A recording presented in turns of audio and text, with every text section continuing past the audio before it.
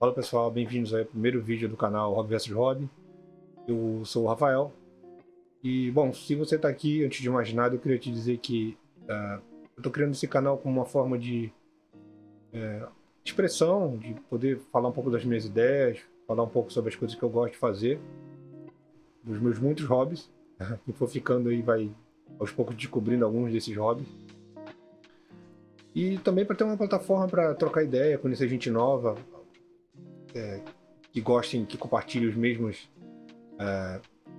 interesses, né? E também de alguma forma poder contribuir com as comunidades dos hobbies dos quais eu participo de alguma forma. Então, como primeiro vídeo do canal, acho que não teria nenhuma temática mais apropriada que não fosse os trading card games, né? Esse é um dos hobbies mais antigos que eu tenho. Eu comecei a jogar TCG com mais ou menos 10 anos de idade. Minha mãe me incentivava, comprava as cartinhas, me levava nos eventos. E é um hobby que eu mantive desde então, com alguns intervalos, mas sempre foi algo que eu gostei bastante. Já joguei competitivamente, já viajei para jogar, ganhei um ou outro premiação em dinheiro ao longo desses anos. E para além da experiência competitiva, eu também queria compartilhar um pouco das minhas perspectivas com relação ao hobby. Tipo, o que é que você precisa saber se você está pensando em entrar nesse hobby, né? Então, a ideia desse vídeo é falar um pouco sobre isso, né? É muito mais sobre você medir expectativas e entender bem quais são as perspectivas para você não se frustrar, né?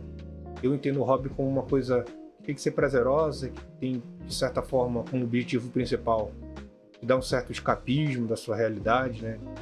E fazer bem, né? Ser parte da tua higiene mental. Mas é óbvio que o hobby também pode ter outros objetivos, né? Como desenvolvimento pessoal, enfim. Então, a ideia do vídeo é te mostrar por que eu acho que o TCG é um excelente hobby para você iniciar, quais são os perfis dentro do jogo, né? Para você tentar entender onde é que você se encaixaria. E também falar um pouco dos TCGs que eu joguei e jogo até hoje, tentar te mostrar quais são os prós e os contras e de repente como é que você poderia tentar se inserir no TCG que te for mais interessante, que de repente a temática ou que o estilo de jogo seja mais interessante para o seu perfil. Então é isso, pessoal. Vamos começar o vídeo depois da vinheta.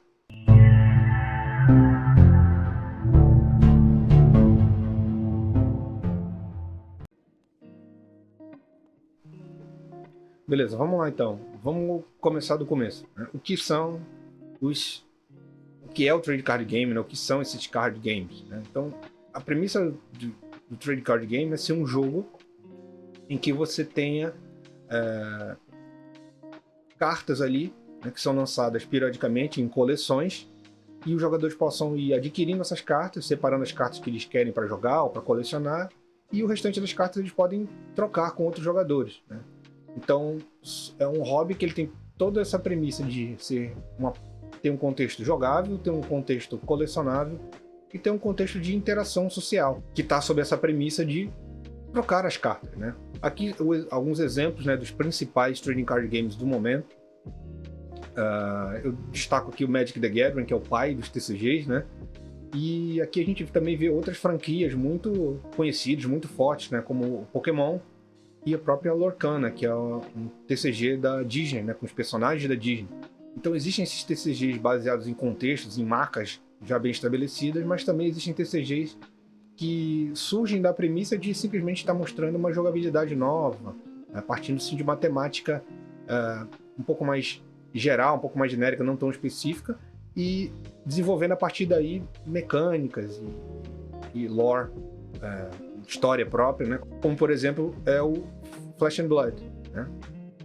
Então o TCG como um hobby ele vai ter esse caráter de voltado para jogo, voltado para colecionável, e também voltado para essa interação social, né, que vai acontecendo nos eventos, nos momentos onde você vai trocar as cartas e etc, né? E bom, por que jogar TCG, né? Por que ter o TCG como um hobby? eu colocaria aqui dois principais pontos fortes do TCG enquanto hobby,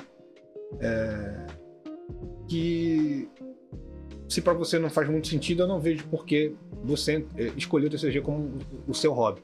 Os dois principais pontos fortes para mim do TCG são, primeiro, você conhecer pessoas e fazer amigos.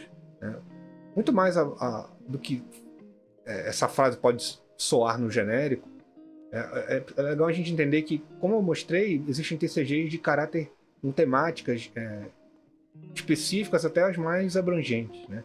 E, no geral, se você gosta de uma dessas temáticas e entra nesse hobby circundado sobre essa temática, você vai encontrar pessoas que compartilham dessas mesmas perspectivas que você, né? Então vai ser muito fácil você fazer amizades e conhecer pessoas que têm gostos afins. Bom, e o segundo motivo, para mim, também é um dos principais fatores específicos do TCG, é a possibilidade de desenvolvimento pessoal. O TCG ele tem um caráter que permite que, se você quiser, você consegue desenvolver diversas valências, né? Como, por exemplo, raciocínio estratégico, raciocínio lógico, matemática, interpretação de texto, inglês, né? Eu vou até falar um pouco mais do contexto do inglês mais para frente. Mas então, se você se permitir, se for algo que você quer buscar também, esse é um hobby que com certeza vai te fornecer momentos de aperfeiçoamento pessoal, né? E que você vai poder utilizar esse aprendizado com certeza em outros domínios da sua vida. Então acho que esses são os dois principais motivos que eu indicaria o TCG para alguém, né? Inclusive são esses os dois motivos pelos quais eu estou introduzindo e quero introduzir os meus filhos nesse hobby. Eu já tenho um filho de 4 anos, vai fazer 5 daqui a pouco, e eu já jogo com ele alguns TCGs e é perceptível como isso afeta o desenvolvimento dele, né? Então eu diria que essa característica de desenvolvimento pessoal ela é para todo mundo, obviamente, mas fundamentalmente ela é muito impactante principalmente para crianças e jovens. Bom, é isso.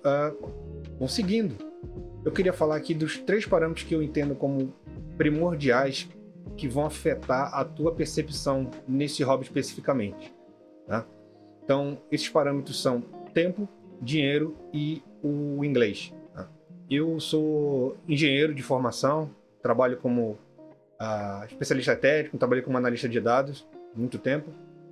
Então, eu tendo nos momentos em que eu quero analisar algo, por mais que tenha um caráter subjetivo, tentado colocar uma perspectiva minimamente objetiva para a gente conseguir extrair alguns parâmetros, alguns indicadores para dar esse caráter um pouco mais analítico, onde a gente consegue estabelecer um referencial. Então, nesse contexto, eu entendo que esses são os três principais fatores dentro do hobby que vão afetar diretamente a sua percepção. Porque o comum é que a maior parte das pessoas que têm interesse no hobby não consigam ter o equilíbrio dos três, né? É óbvio que se você conseguir ter o equilíbrio dos três, você vai potencialmente maximizar a sua diversão, o seu aproveitamento dentro do hobby. Mas, normalmente, você encontra pessoas que têm bastante tempo, mas de repente não têm dinheiro e não têm um domínio tão grande do inglês.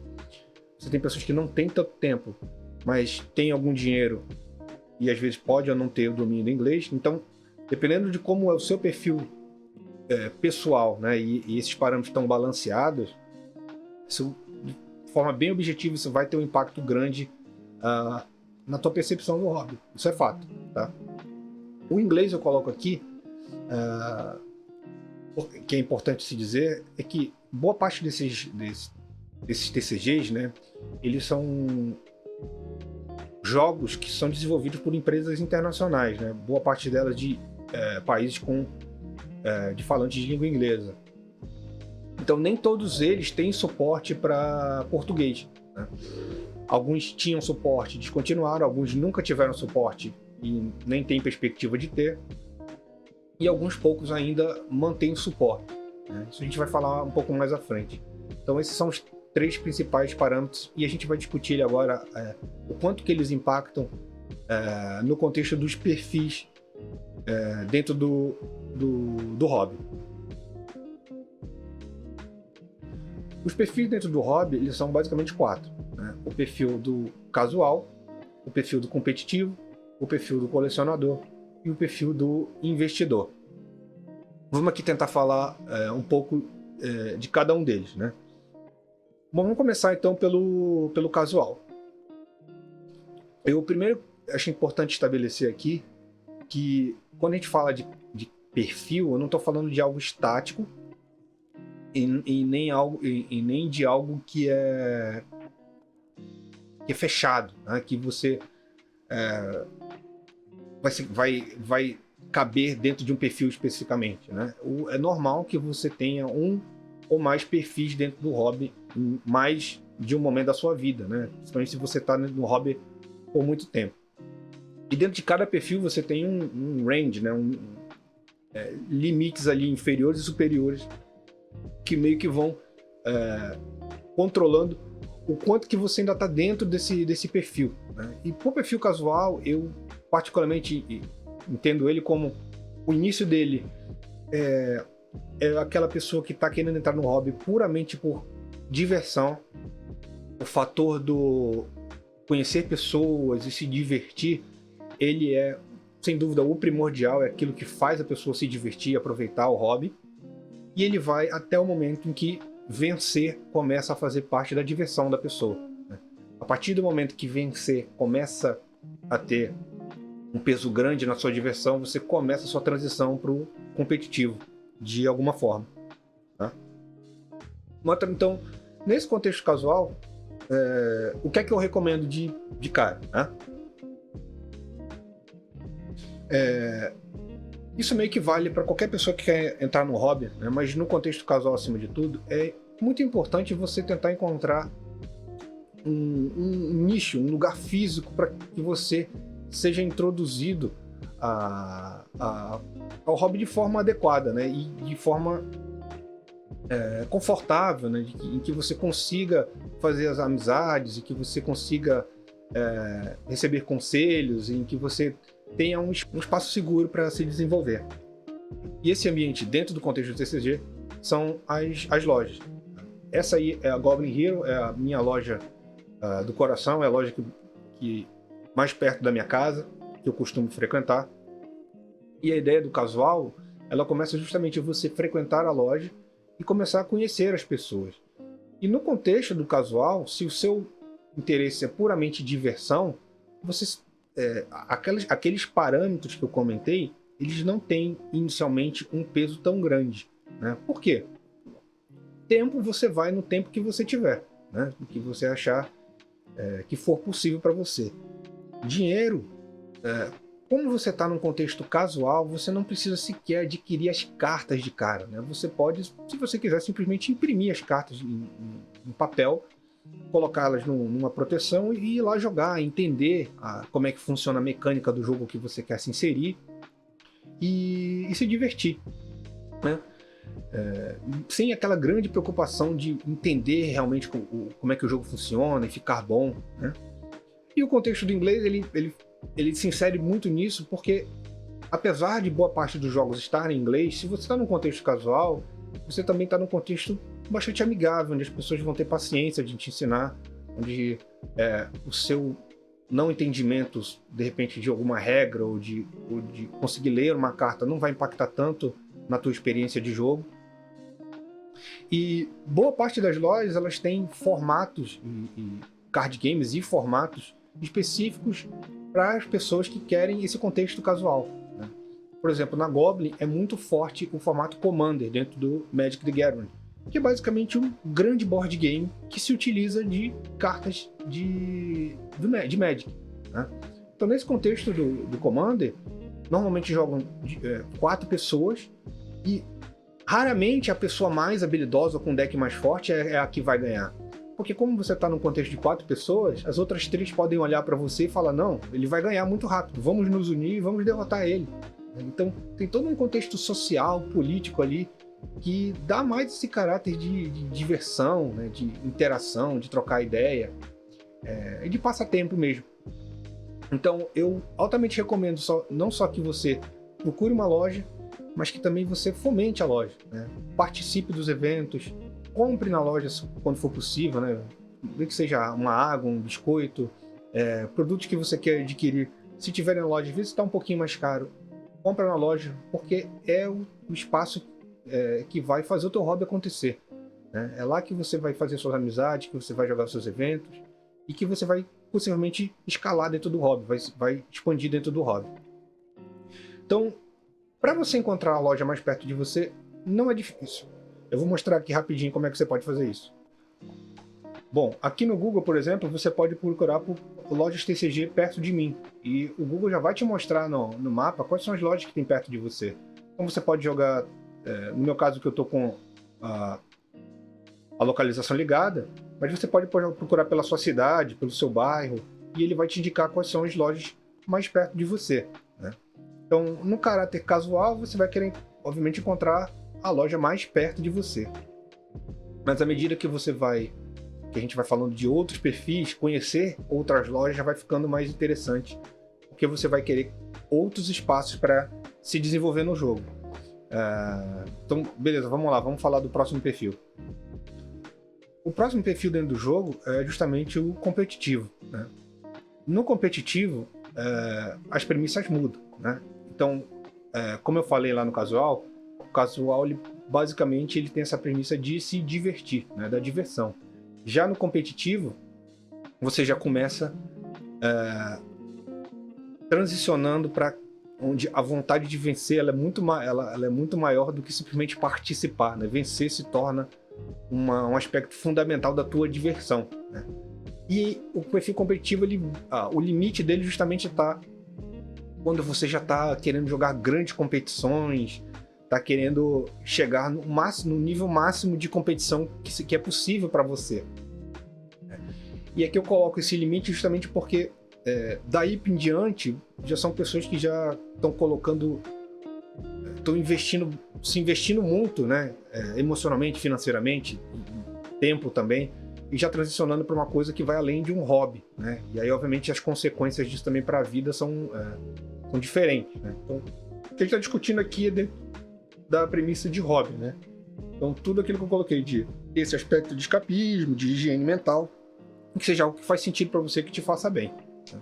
Então, dentro desse contexto competitivo, o peso dos 3 parâmetros já começa a ser sentido bastante.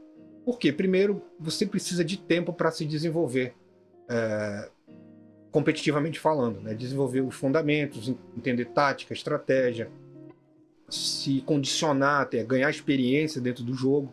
Então são coisas que levam tempo, né? Eu estou no TCG desde os 10 anos de idade, então eu tenho muito tempo investido no entendimento do que é o TCG enquanto hobby, né?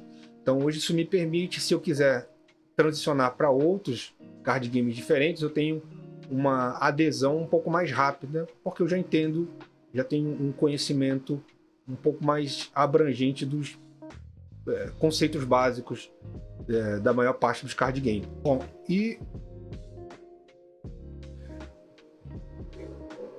então nesse contexto, além do tempo, os 2 outros parâmetros eles são muito pesados para quem quer ser realmente competitivo, né? Tanto o parâmetro financeiro quanto o inglês, né? O parâmetro financeiro, porque quem quer seguir no hobby competitivamente está sujeito ao metagame, e nada mais é do que quais são as melhores estratégias dentro do formato, dentro do perfil competitivo do jogo.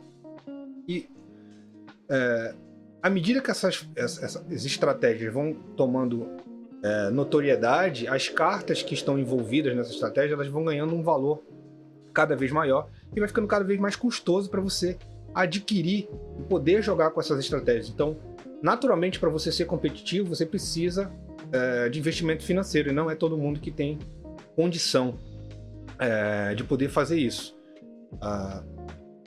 Uma outra barreira que é gigantesca nesse contexto é justamente o inglês, né? No contexto competitivo, pensando em desenvolvimento pessoal, desenvolvimento técnico, boa parte do conhecimento humano, eu diria, não está em língua portuguesa, né? Ele está em língua inglesa, mesmo que traduzido, E para quem não tem o domínio do inglês, você está simplesmente muito limitado ao que você consegue alcançar, né? Então, pensando nesse sentido, é muito difícil para alguém conseguir se desenvolver competitivamente falando, para um nível de até intermediário, se você não tem o domínio da língua inglesa. Até porque, falando tecnicamente do jogo, durante o jogo você tem que ser capaz de interpretar, de conseguir pegar uma carta, ler, interpretar, entender o contexto dela, né? E para quem não tem esse domínio, então você se coloca num handicap, numa desvantagem gigantesca. Então, aqui, por exemplo, estão os valores dos decks do formato standard do Magic the Gathering, segundo o site MTG Goldfish, e você vê que não são são estratégias que têm um valor custoso, né? Que está em dólar, né? Então, $249 para você jogar com um deck Tier 1, que é 15% do metagame, é um investimento financeiro razoável, né? Uma outra questão com relação ao perfil competitivo, que as pessoas precisam estar preparadas, é justamente o caráter competitivo, né? Porque ele introduz, por exemplo, boa parte das pessoas que têm o caráter competitivo, elas não são mau caráter, não é isso que eu quero dizer, mas elas têm, enquanto perspectiva, a necessidade de vencer. Então, nesse contexto, você não vai necessariamente encontrar pessoas amigáveis, você não vai encontrar pessoas que vão ter paciência de te ensinar, de serem legais com você, né? Nesse contexto, você vai com certeza encontrar pessoas desagradáveis, pessoas que vão querer te passar para trás, vão querer ganhar a qualquer custo. Nesse contexto, você vai encontrar dificuldades que são associadas a questões competitivas, então questões de torneio, ter que jogar muitas rodadas, às vezes passar mal no torneio, às vezes ter se programado para fazer determinadas atividades e a organização do torneio ser horrível, né? Às vezes simplesmente a frustração de estar fazendo escolhas ruins ali e não ter os resultados que você queria. Então o caráter competitivo ele muda muito a tua percepção dentro do hobby e, como eu já falei, está intrinsecamente ligado àqueles parâmetros que eu comentei, né? Uma outra questão que está ligada ao caráter competitivo e que acontece na boa parte dos TCGs é a rotação. Naquele contexto que eu até mostrei no MTG Goldfish, dos decks do formato standard do Magic the Gathering, a rotação ela significa o quê? Principalmente nos jogos que já são bastante antigos, como o próprio Magic, né, que já tem mais de 30 anos,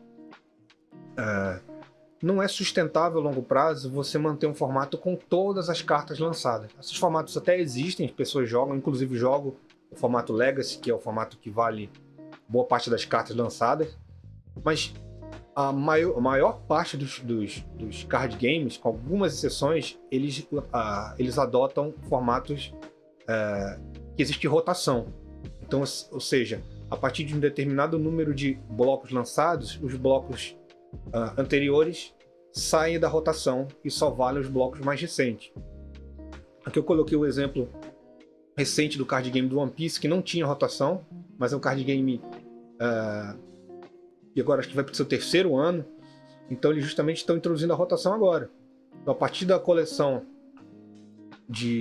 acho que eu acredito que vai de OP13 até o P16, né, quando passar de OP16 vai cair o bloco de OP1 ao OP04, então essas cartas não vão valer mais no formato standard, no formato padrão, né?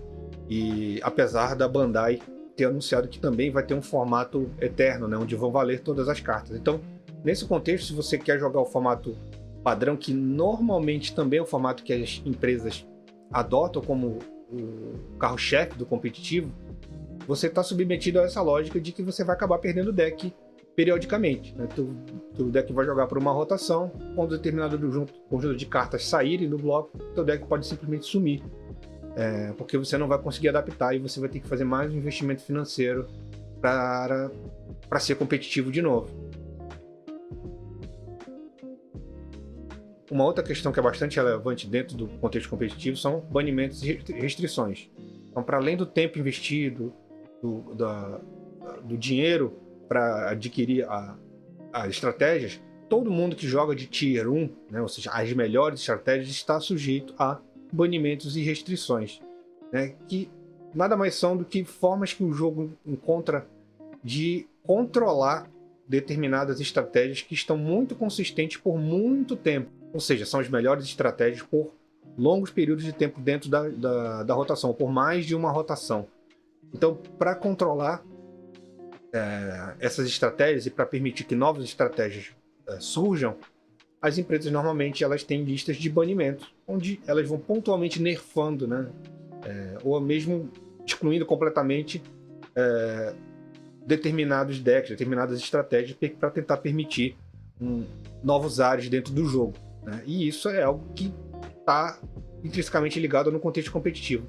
No contexto casual, até existem banimentos e tal para tentar deixar sempre o jogo mais agradável, mais divertido, mas até nisso também é contornável. Se você está no contexto casual e você conversa com seus amigos que vocês querem jogar sem banimento, vocês simplesmente jogam sem banimento e é isso daí, né? Então, o banimento mesmo ele acaba sendo um fator pesado no competitivo de fato.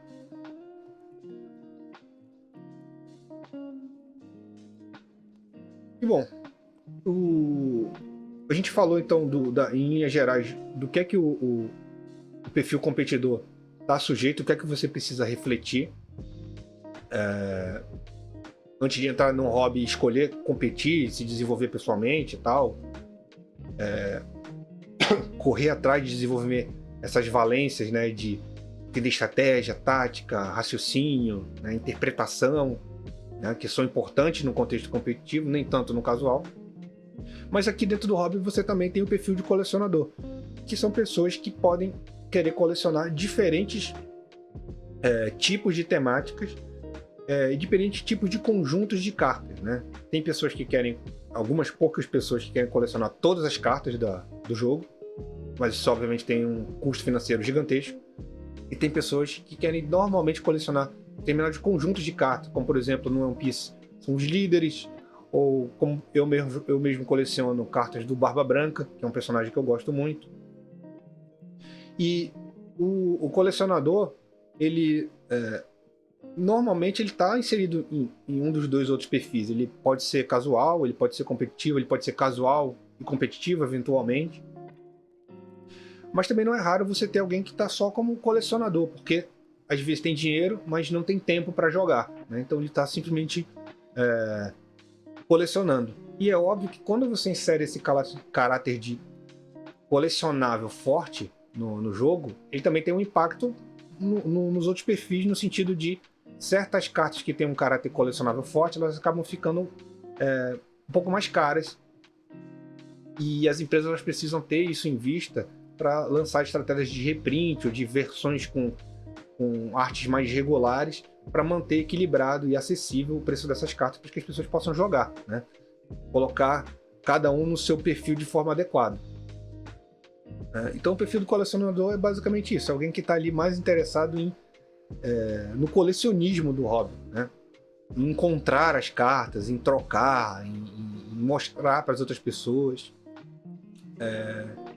E eu particularmente acho muito legal. E o último perfil é o câncer do TCG, são os parasitas do TCG, que são os investidores. Antes de mais nada, eu acho interessante a gente deixar bem claro aqui, quando eu estou falando de investidor, eu não estou falando de loja, né? E nem estou falando de pessoas que tinham as cartas porque colecionavam ou porque jogavam e estão querendo negociar essas cartas por algum motivo, estão querendo se desfazer, ou simplesmente não estavam jogando e a carta aumentou de preço e ele achou uma boa momento vender a carta, né? Eu não estou falando dessas pessoas. Eu estou falando de pessoas como esse cara aí, o Rudy, do Alpha Investments, que são pessoas que especulam dentro do hobby, né? Fazem buyout de cartas para aumentar o preço artificialmente, gerando uma demanda artificial. O Rudy já se meteu, por exemplo, em mais de um escândalo onde ele iludiu um certo a base de fãs dele, que um determinado conjunto de produtos ali de Magic era relevante, as pessoas compraram esses produtos, elevaram o preço artificialmente, e aí ele tinha em estoque grande parte desses produtos e ele simplesmente se livrou deles e teve um lucro gigantesco e essas pessoas se ferraram. Um outro exemplo muito grande de como esse caráter de investimento ele é nocivo para o formato é o MetaZoo, que foi um card game que surgiu durante a pandemia e que tinha todo um caráter de criptomoeda e muito rapidamente ele colapsou e pessoas perderam muito dinheiro, né, nele. Eu até recomendo que, caso vocês queiram entender melhor o que aconteceu, procurem no YouTube, tem muita gente contando a história por trás desse card game. E o fato é que não é o colecionador ou é o investidor que vai fazer um card game funcionar ou não. O que faz um card game funcionar são as pessoas jogando o jogo. É uma base forte de jogadores. Se o card game não tem uma base forte de jogadores, como o MetaZoo não tinha, ele está fadado a fracasso, né? Então, uma coisa que acaba impactando bastante os outros perfis, que está diretamente ligado a esse perfil do investidor, é justamente o quanto que ele está ligado em como as cartas interagem a partir das outras perspectivas, ou seja, cartas que estão vendo muito jogo no contexto casual, ele pode ir lá e comprar. E como ele, às vezes, interage no volume, se ele comprar várias cartas que eram 10 centavos e essa carta agora está a R$1, e fez isso num volume grande, ele conseguiu se livrar dessas cartas, então ele já teve um ganho real bastante razoável. Aqui um exemplo, por exemplo, do Sanji, né, que é uma carta do One Piece, que ele já teve ali momentos de spike, de declínio, e agora novamente ele está numa ascensão, porque ele vai ver jogo, ele vai fazer parte de uma estratégia Tier 1, mas ele obviamente está inflacionado. Tá? O One Piece está num contexto de reprint grande de cartas. Essa não era uma... Essa não era uma carta que era utilizada em muitas outras estratégias, então você tinha ali um volume razoável delas no mercado, mas boa parte dessas cartas foram retiradas do mercado em função de tentar gerar essa demanda artificial de alguma forma, e eu acho isso bastante nocivo, apesar de eu ter o Sanji para tentar jogar no baralho de Marco e ter me beneficiado desse spike, até por isso que eu coloquei esse exemplo aqui. Beleza, e qual que é o meu perfil, né? Atualmente, eu tenho 35 anos, sou casado, tenho 2 filhos, tenho um emprego full time. Então, apesar de eu ter já investido muito tempo no hobby, já ter me investido muito tempo competitivamente até falando, eu já não tenho mais tanta gana nem tempo para fazer esse tipo de coisa, né? Então, as minhas prioridades aqui são outras. Mas apesar disso, eu ainda tenho a vontade de vencer como um fator motriz do meu entendimento do hobby. Então, eu não diria que eu sou casual, mas eu também encaro o hobby também como essa parte de diversão, de poder encontrar as pessoas que eu gosto lá na loja, trocar uma ideia, conversar, falar um pouco de outros assuntos que circundam os card games e tal, que a gente tem em comum. Isso acaba me divertindo às vezes muito mais até do que ganhar, mas óbvio que ganhar para mim tem um fator ainda bastante relevante. Então eu estou ainda flutuando ali sobre do perfil casual e competitivo. Como eu falei, eu não tenho muito tempo, então hoje eu jogo normalmente aos sábados lá na Goblin. Estou jogando One Piece com frequência. Às vezes consigo jogar os eventos do Alpha Legacy, que é um evento do Magic the Gathering que acontece aqui no Rio de Janeiro, no formato Legacy. Beleza, mas por que eu tô falando com relação ao meu perfil? Justamente para dizer para vocês que hoje eu estou bastante confortável com a minha presença dentro do hobby, na maneira que eu estou interagindo. E dessa forma eu consigo tirar proveito do TCG enquanto hobby para minha higiene mental, para me divertir, com um alívio psicológico, né? E esse divertimento, esse aproveitamento, ele vem justamente dessa percepção e desse entendimento no gerenciamento de expectativas. Porque se eu ainda quisesse ser muito competitivo, quisesse jogar todos os torneios de todas as lojas, fora da minha cidade, eu certamente estaria me frustrando, né? Então, apesar de que talvez em algum momento eu volte a fazer isso, quando meus filhos estiverem um pouco maiores e eu tiver um pouco mais de tempo, hoje, no momento, não é algo que me incomode, nem que eu queira muito fazer, assim, de verdade. Então, toda essa reflexão que a gente teve até aqui, ela é mais no sentido justamente de você gerenciar suas expectativas e tentar identificar qual que é o seu perfil e ir evoluindo dentro do hobby aos poucos, né? No seu tempo, né? Sem pressa, para que você não se frustre e acabe saindo do hobby. Acho que o grande objetivo é esse, que você conseguir tirar proveito e permanecer no hobby por muito tempo, que seja algo que faça bem para você. Beleza, então agora eu vou falar um pouco de opções de TCG, né? Aqui eu coloquei 4 opções, né? Eu mostrei lá no início um pouco mais de opções, mas aqui eu coloquei essas 4 porque são os principais TCGs que existem, são os TCGs que eu jogo, já joguei com mais frequência. E são os que eu acho que fazem sentido falar no momento, não só pelo meu conhecimento de poder dar a minha perspectiva, mas também são os TCGs com maior margem de mercado, de lucro, né?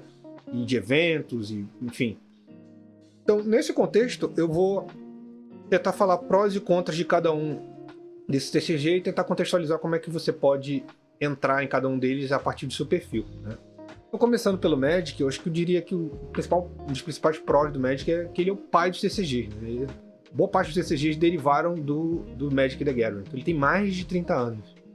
Então, o que isso quer dizer é que ele é um jogo que não vai para lugar nenhum, né? Ele está aí muito bem consolidado, né, com sua base de jogadores e colecionadores. Isso é importante porque, para quem está muito tempo no hobby, é comum a gente ver jogos indo e vindo por aí, né, durando 1, 2 anos. Jogos até com potencial, mas que por alguma razão a empresa toma uma decisão ruim e ele é descontinuado. Então, o Magic é um jogo bastante consolidado. Outro pró que eu acho grande são as temáticas que envolvem o Magic, né? Que tem essa parte então de multiverso e RPG, fantasia medieval. Hoje em dia estão inserindo outras temáticas, né? Até um pouco mais genéricas, né? Com Velho Oeste, corrida. Estão abrindo espaço também para outras IPs, né? Como Senhor dos Anéis, Walking Dead, Warhammer 40k, etc. Então, a quantidade de temáticas envolvidas no contexto do Magic ela é gigantesca, né? Isso eu acho um ponto forte, grande do jogo. É um ponto que eu acho crucial no Magic, é que ele é um jogo muito complexo, mas ele não é complicado. Você consegue aprender a jogar Magic, o básico do jogo, com grande facilidade, assim, 30, 40 minutos. Tá? Mas para você ficar bom no jogo, você precisa, de fato, investir bastante tempo, investir em aperfeiçoamento, né, em desenvolvimento pessoal em diversas frentes para você conseguir realmente masterizar o jogo. E isso é um negócio que eu acho muito legal, né? Você conseguir, de fato, perceber o quanto que você evoluiu e quanto que você está agora diferente de alguém que está começando, né? Você percebe ali o tanto de investimento que você colocou ali, investimento emocional, de tempo, dinheiro, depois de um tempo, né? Tá marcado na sua mente, no seu espírito. Então eu acho que isso é um fator muito legal do Magic, né? E também tem vários formatos casuais e competitivos. Então isso abre uma margem gigantesca para pessoas de todos os perfis encontrarem espaço para entrarem confortavelmente no jogo. O Magic ele tem um formato que é quase que estritamente casual, que é o Commander. Algumas pessoas jogam o Commander de forma competitiva, mas eu acho meio sem sentido. O Commander eu já comentei, né? São quase como um board game usando cartas de Magic. E ele tem todo um caráter casual, amigável, que acaba aglutinando boa parte das pessoas que querem justamente isso, de ter um espaço para se divertir, passar o tempo, jogar ali com cartas de temáticas que ela gosta. Então ele, por ser também um card game antigo, né, sobre o guarda-chuva de uma conglomerado gigantesco, que é a Hasbro, né, ele tem um grande investimento por trás dele que permite esse tipo de coisa, né? Também tem uma grande diversidade de produtos para Commander, produtos para pessoas iniciantes, produtos para pessoas que já estão há mais tempo no jogo, pessoas competitivas, para colecionadores. Isso eu também acho muito legal. E ele também tem várias plataformas digitais que permitem não só aproveitar o hobby em diferentes situações, jogando no celular, jogando no computador e etc. Mas também para você que tem menos tempo, ou quer otimizar o seu tempo, também poder treinar, né? Olhar para a plataforma digital como uma forma de você ter ali um espaço para se desenvolver tecnicamente dentro do jogo, né? Então isso também acho um pró muito interessante. Bom, e os contras são razoavelmente também importantes, né? O primeiro eu diria que é não ter mais suporte em PTBR. Acho que tem mais ou menos 1 ou 2 anos que a Hasbro anunciou que não vai ter mais suporte em português, então isso acaba colocando uma barreira grande de entrada dos não falantes de língua inglesa, principalmente no perfil competitivo do jogo. No casal a gente já comentou que muitas vezes isso não tem tanto impacto, mas pode acabar tendo, né? Porque às vezes tem os torneios casuais, né? Que você vai jogar com uma dupla, com seu amigo, e que isso pode acabar afetando a tua jogabilidade e tal, e te frustrando um pouco. Então não ter mais suporte em português eu acho uma infelicidade, uma decisão bastante infeliz da Hasbro, que afetou bastante a gente que mora no Brasil, né? Um segundo fator ruim é que o produto é importado, né? Então ele está todo bastante sujeito a variações cambiais e tudo que permeia, né? Tudo que faz parte do contexto de produtos importados, né? E obviamente o valor dele, ele também está inserido, para além de todas as taxas, etc., também na margem de lucro dos lojistas. Então ele naturalmente vai ser um produto razoavelmente mais caro do que ele poderia ser, do que você poderia adquirir em outro país. Isso também é um fator negativo bastante pesado. E um terceiro fator negativo, que é o que me afeta especificamente, é que eu acho que a Hasbro está predando bastante a sua própria base de consumidores, né? Em diversos sentidos. Eu não vou... Só que eu poderia fazer um vídeo especificamente só sobre isso, mas especificamente assim, o que me incomoda bastante é que o Magic ele tem um jogo que tem 30 anos, então ele tinha um lore, tinha uma história própria, personagens icônicos e várias histórias incríveis, e isso está sendo aos poucos deixado de lado para incluir narrativas genéricas, ou então outras marcas, né? Marvel, e Senhor dos Anéis, e Final Fantasy. E isso é um negócio que me incomoda muito, porque meio que perde um pouco da própria característica do jogo, né? Um pouco da própria essência do jogo. E eu não acho isso legal, né? Isso está acontecendo em nome do lucro, né? De você tirar vantagem da imagem dessas outras marcas no contexto do Magic simplesmente para ganhar dinheiro, né? Boa parte desses produtos são em preços exorbitantes, super caros. Então, e nesse contexto, uma outra coisa que eu acho que é a rádio predando a sua própria base é o volume de produtos que está sendo lançado por ano. Ele basicamente triplicou, quadruplicou. E isso tem um impacto gigantesco, não só nos competidores, mas como nos colecionadores também, né? É muito difícil você acompanhar o que está acontecendo hoje no Magic, né? O volume de cartas aí tá gigantesco, e isso aos poucos está fazendo mal para o jogo, né? De diversas formas, né? Falando no contexto de jogo mesmo, e no contexto de colecionável, de hobby como um todo, né? Então esses são os 3 principais fatores complicados dentro do Magic hoje. E para você começar no hobby, a recomendação que eu te disse, né? Procura a sua loja mais perto da sua casa, vá lá, conversa com as pessoas, tenta entrar devagarinho. E o Magic, como eu falei, ele vai ter diversos produtos para você usufruir, diversos formatos para você entrar e começar a aprender. Nesse sentido, o Magic é um jogo bastante completo, muito, muito interessante, muito gostoso de jogar, né? E o próprio nome diz, né? O próprio nome da marca já revela, né? Magic the Gathering, né? Um dos grandes fatores do Magic é justamente o Gathering, é a reunião, é poder se divertir, encontrar as pessoas, trocar cartas, conversar, né? Trocar experiências. Então, o Magic é certamente um jogo que eu recomendo todo mundo e pensa em entrar no TCG experimentar. Uma outra opção de TCG que é bastante relevante é o Yu-Gi-Oh! Né? Os prós dele são... Ele também é um jogo bastante consolidado, né? Ele não é tão antigo quanto o Magic. Ele é um jogo que derivou do Magic. O criador dele jogava Magic e escrevia um mangá que envolvia o contexto de jogo. Então ele criou um card game dentro do mangá e deu o nome de... E o mangá chamava, por acaso, Yu-Gi-Oh! E então esse card game acabou ganhando vida própria e tá aí até hoje. É um jogo bastante consolidado, a temática dele também beira ali temáticas parecidas com a do próprio Magic, né? Um diferencial positivo para ele é que ele tem suporte PTBR, então você vai encontrar cartas em português, produtos em português, isso é muito legal. E também tem formatos casuais e competitivos.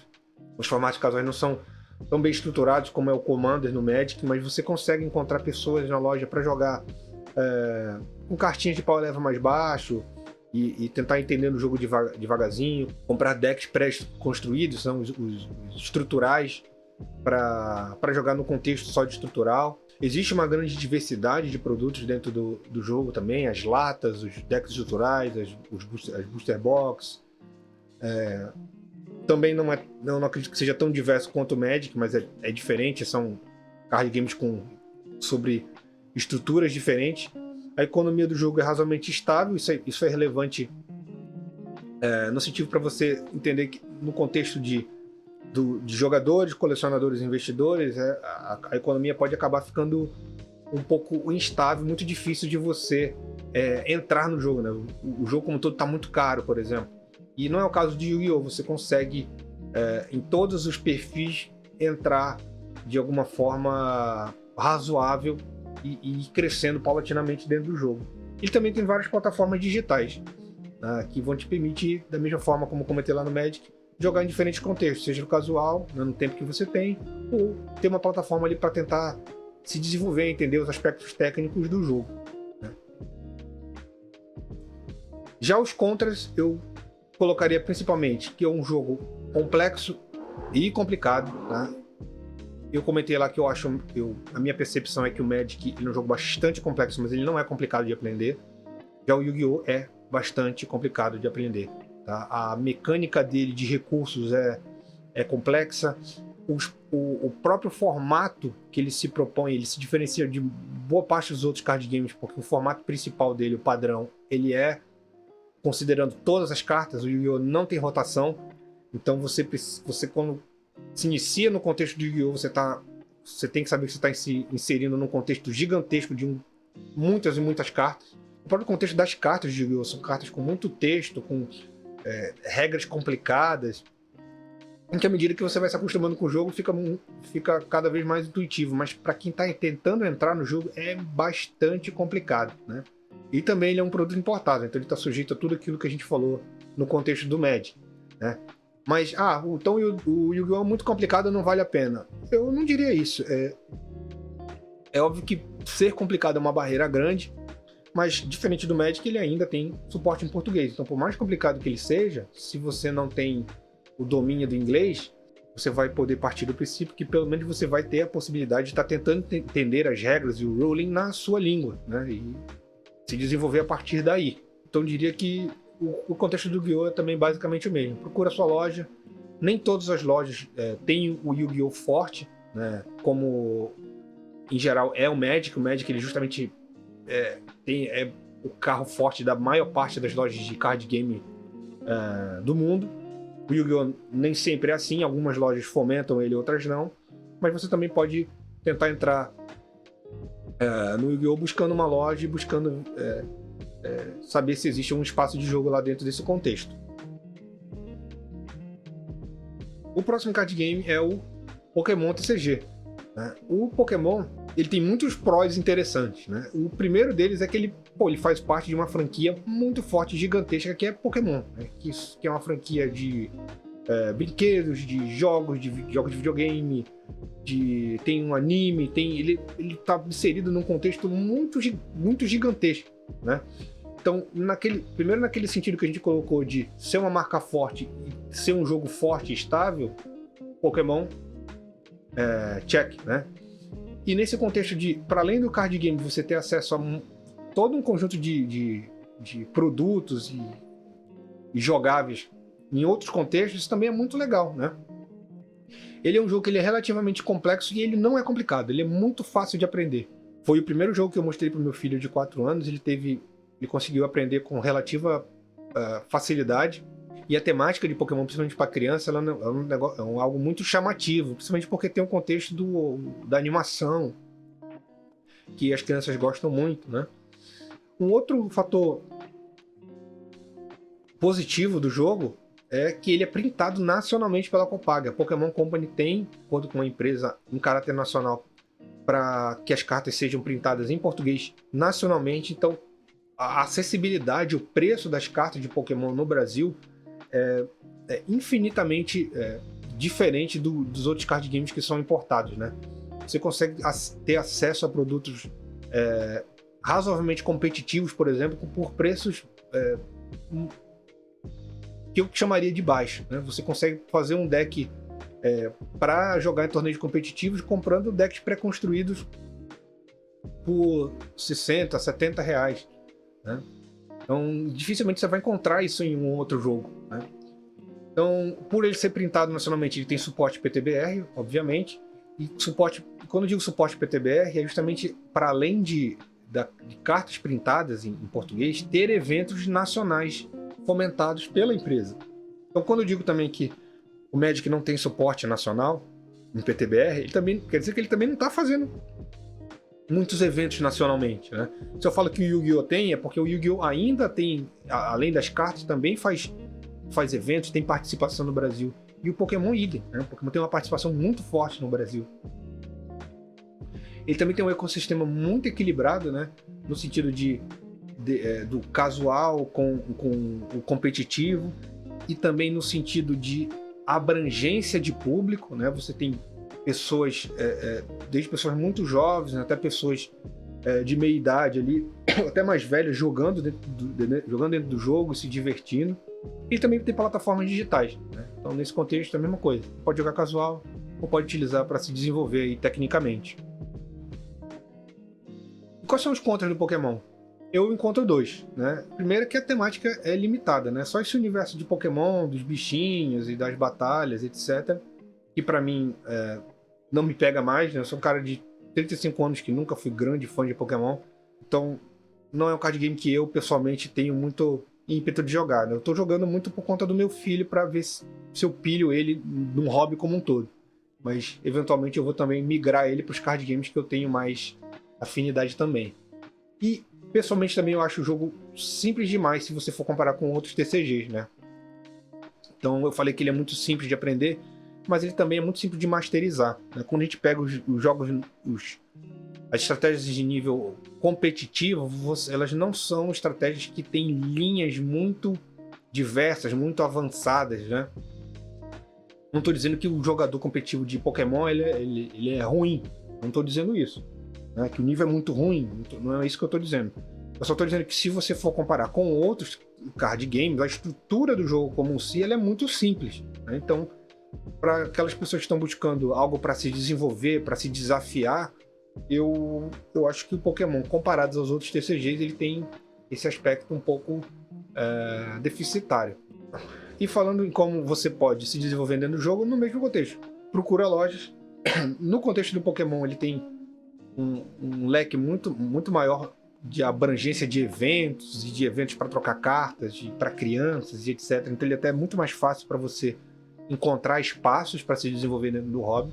Mas eu também indico a mesma coisa. Procure uma loja, vê uma loja que fomenta Pokémon, quais são os formatos, vai ter conversando com as pessoas e aos poucos vai se desenvolvendo dentro do hobby, né? E o último card game que eu vou falar aqui é o One Piece Card Game, que hoje é o TCG que eu tô mais envolvido. Ele é de uma franquia que eu gosto muito, que é o One Piece, né? E os prós dele são justamente isso. Ele também faz parte de uma franquia muito forte, que no meu caso é uma franquia que eu amo, gosto muito. Então para mim especificamente, estar jogando algo que faz sentido com o que eu gosto, com o que eu assisto em outra mídia é legal, né? Então, nesse sentido, para você também que assiste, que lê One Piece, que que vê o mangá, o jogo vai ter uma outra perspectiva, vai ser bastante divertido. Ele também é relativamente complexo, sem ser complicado. Eu diria que ele tá ali num limiar entre Pokémon e Magic. Mais próximo de Pokémon do que de Magic, pelo menos no momento. Ele é um jogo relativamente novo, então ele ainda tá entendendo como é que vai ser a cara dele, né? Enquanto mecânicas e tal. Se você for pegar o jogo hoje como ele tá, depois de 3 anos e comparar ele com o primeiro ano, ele realmente já evoluiu bastante, até com mecânicas muito mais complexas. Então, nesse sentido, eu diria que ele está se aproximando de se tornar algo um pouco mais complexo, né? E hoje, para mim, é bastante agradável. A economia do jogo é bastante estável, a Bandai está tomando decisões corretas no sentido de escolher bem produtos para atender os diversos perfis dentro do jogo, uma política interessante de reprint de cartas, então para manter a economia estável. E a temática eu acho incrível porque é One Piece, então isso sem dúvida nenhuma é um grande pró para mim. Os contras são, primeiro, que é um jogo, se a gente for comparar no contexto que a gente falou de Magic, Yu-Gi-Oh! E Pokémon, é um jogo muito recente. Então ele está sujeito a decisões da Bandai. Boas decisões e decisões equivocadas. A Bandai não é conhecida por tomar boas decisões em card games, então One Piece está entrando no seu 3º ano aí. E boa parte dos jogadores que gostam muito do jogo ainda tem medo da Bandai tomar uma decisão terrível e matar o jogo, né? Então é algo que é importante ter no horizonte se você está pensando em entrar no jogo e investir no jogo, né? Comprar cartas e etc. Também é um produto importado, sujeito a tudo aquilo que a gente falou no contexto do Magic e do Yu-Gi-Oh! O ecossistema casual competitivo não é tão equilibrado. Como é um jogo recente ainda, você ainda não tem formatos especificamente casuais, né? Então, mesmo o formato como o OP100, né, que é um formato que você vai montar um deck de One Piece no valor de até R$100, né? Ele não é necessariamente casual, você simplesmente está jogando competitivo com um limite de budget. Então você tem muitas pessoas ali que estão querendo ganhar bastante, estão naquele caráter competitivo, só que limitadas pelo budget. Então não tem necessariamente um espaço casual dentro do One Piece, né? O caminho que você vai ter para jogar dentro do One Piece é entrar, adquirir produtos que aí sim tem produtos excelentes, né? Como os decks, os starter decks, os decks iniciais, que te dão uma base boa para vários decks competitivos, e você sai a partir daí, né? Jogando torneios e etc. Mas mas naquele contexto de Pro, né? O One Piece como todo, ele tem tudo que envolve a franquia One Piece, né? Com relação à parte de ideologia da história e do que circunda as pessoas que gostam de One Piece, né? Então, nesse sentido, eu acho que é um negócio que vale muito a pena, apesar dele não no momento não ser tão amigável casualmente falando. E um contra grande é que ele não tem uma plataforma digital oficial ainda, porque ele é um jogo muito recente. Então ele tem uma plataforma digital, que é o One Piece TCG Simulador, mas ele é uma plataforma desenvolvida e mantida, suportada pela comunidade, não é uma plataforma oficial. Então ele está sujeito a diversas problemáticas que envolvem não ser uma plataforma oficial, né? Com relação a suporte, com relação a eventos internos e são eventos sancionados, etc. Então isso é um contra grande do jogo que eu espero que a Bandai consiga perceber e resolva logo. E beleza, então para finalizar, qual que é a conclusão de tudo isso aí, né? Então, tudo isso que eu falei aqui, o grande objetivo é justamente gerar uma reflexão. Primeiro, se você acha que o TCG faz sentido para o que você procura enquanto hobby.